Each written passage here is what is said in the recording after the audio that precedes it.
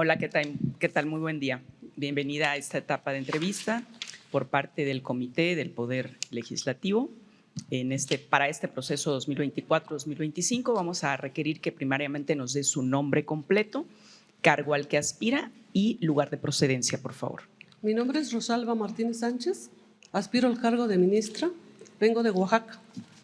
Muy bien, gracias. Muy bien. En razón a los temas relacionados a los principios de los pueblos y comunidades indígenas, usted que proviene de un estado donde hay un gran número de pueblos y comunidades indígenas, sabemos que tiene el principio de autodeterminación de estos pueblos. ¿Cuáles serían los límites que se han manejado por parte de la Corte? Muy importante señalar que si bien es cierto que existe una autoadscripción actualmente con la reforma recién hecha a la Constitución, artículo 2, que tengan un patrimonio propio, que tengan personalidad propia, que pueden elegir a sus autoridades a través de su sistema interno, normativo interno, o usos y costumbres, pero acorde a la Constitución. Pueden tener, desarrollar su salud de acuerdo a sus usos y costumbres, pueden desarrollar sus lenguas indígenas, pueden resolver sus problemas jurídicos de naturaleza jurídica, pero acorde a la Constitución. Tienen acceso a una jurisdicción plena del Estado, pero la autoridad jurisdiccional que esté frente a un problema de esta naturaleza tiene que conocer esos dos sistemas, el sistema normativo interno y el sistema del Estado. Es decir, el conjunto de códigos, leyes, normas generales, incluyendo los tratados internacionales y leyes ordinarias, tanto federales como locales, pero la cosmovisión de esta persona imputada o de esta víctima, ¿cuál es? Para que en esa medida sepa yo y pueda yo determinar si efectivamente se le está haciendo justicia o una defensa técnica adecuada, una asesoría adecuada o no. Además, ¿cuál es la naturaleza de la conducta cometida para estar en condiciones de determinar si debe resolver su comunidad?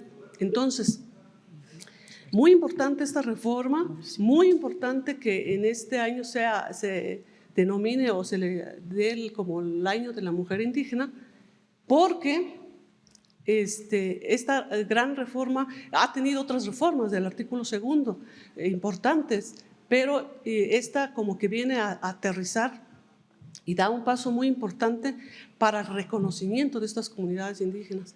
Entonces, y muy importante es la traducción, ¿no?, de este artículo 2 y demás preceptos constitucionales a las lenguas indígenas, pero la pregunta es, ¿y saben leer? La respuesta es no. Entonces, yo he colaborado para efectos de traducirle a través de la expresión oral qué es una constitución. Y si ustedes me lo permiten, yo me sentiría muy orgullosa de saludarles desde mi lengua. Diusto gracias tomen San Juan, Mixtepec, la Ana Rosalba Martínez Sánchez, Nacna licenciada en Derecho, ¿qué es una constitución? Naka tilei ero, tilei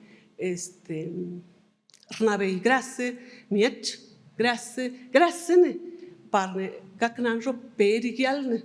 ¿Cuáles son mis derechos? Necesito saber qué es constitución.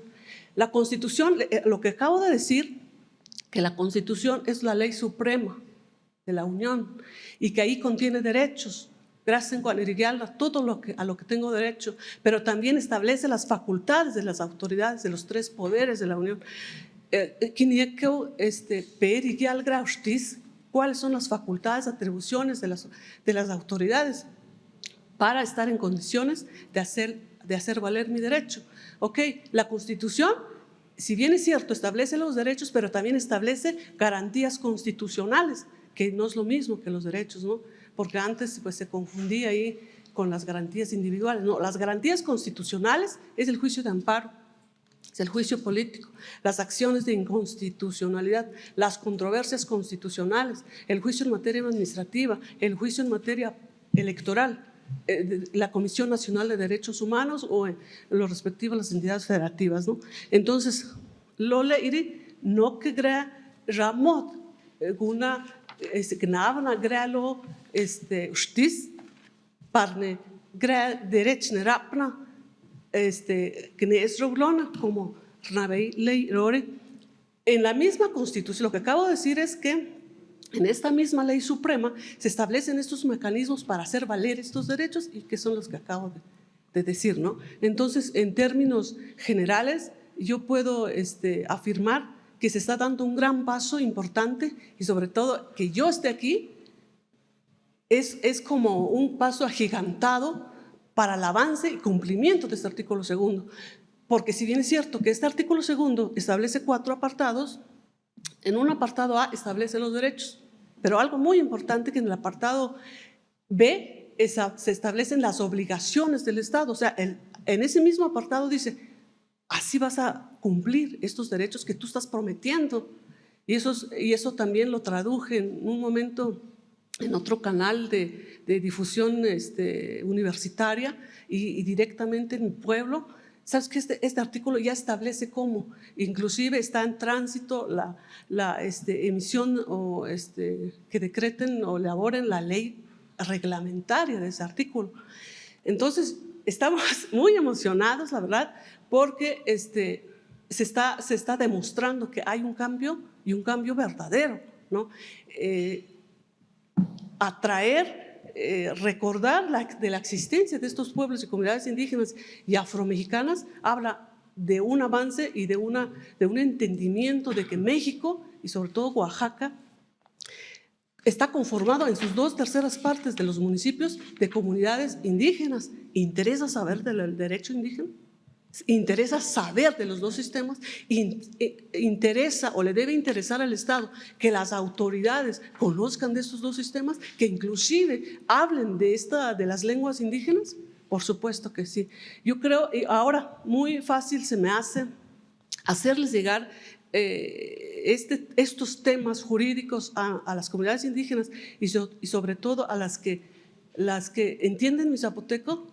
Es que en las comunidades indígenas existen también los 3 poderes. Está el presidente municipal que representa al ejecutivo, está el alcalde que representa al juez, está el síndico que representa al Ministerio Público, están los regidores que son como las secretarías de Estado y está el legislativo que es el cabildo.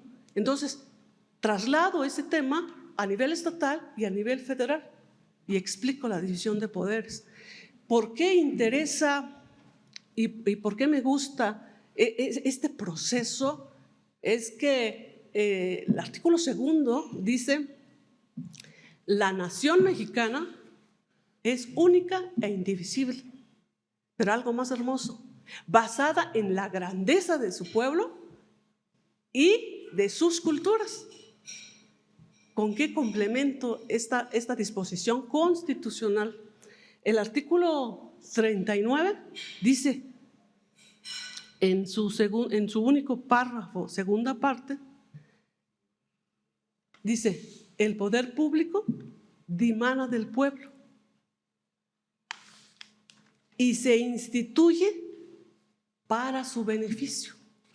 Un poder público emanado del pueblo para el pueblo. Eso es lo que no se había observado. Un grupo elitista que supo hacer sus cosas y permaneció décadas.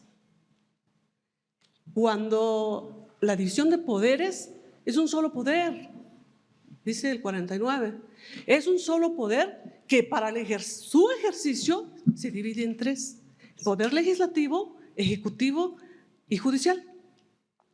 Dice el 31, la soberanía dimana del pueblo y la soberanía para su ejercicio es por medio de los poderes. ¿Cuáles son los poderes?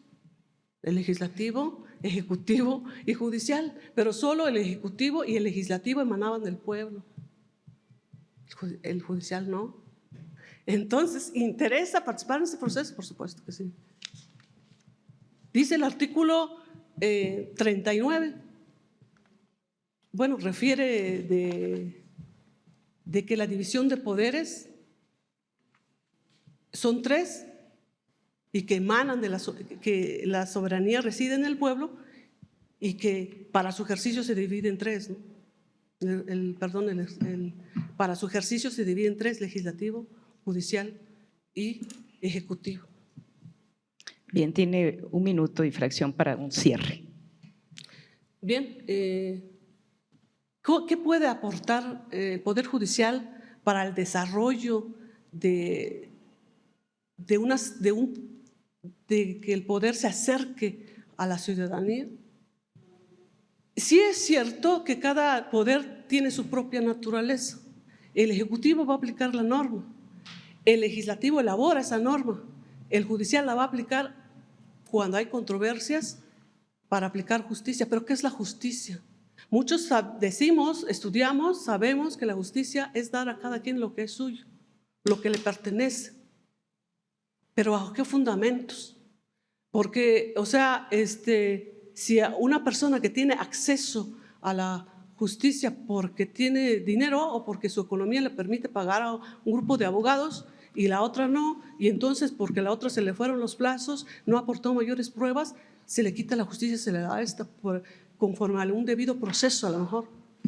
¿Eso es justicia?